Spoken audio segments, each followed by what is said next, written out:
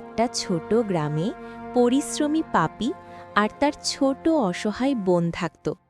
তাদের মা বাবা ছিল না, তাই তারা একে অপরে ছিল সবকিছু।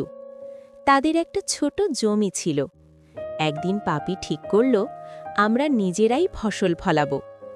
ভোরবেলা পাপী ট্র্যাক্টর চালিয়ে জমি চাষ করত।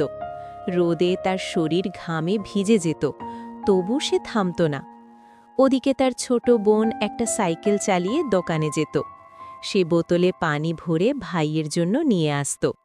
দুপুরে সে দৌড়ে এসে বলতো, ভাই, একটু পানি খাও, তুমি খুব কষ্ট করছো। পাপী হাসত আর বলতো, আমরা কষ্ট করছি, কিন্তু একদিন এই জমি আমাদের সুখ দেবে। দিনের পর দিন তারা পরিশ্রম করল। একদিন সেই জমি সবুজ ফসলে ভরে গেল। বাতাসে দুলতে থাকা ধান দেখে দুই ভাই বোনের চোখে আনন্দের পানি চলে এলো, কারণ তারা বুঝেছিল ভালোবাসা আর পরিশ্রম থাকলে ছোট দুটো প্রাণও বড় স্বপ্ন পূরণ করতে পারে।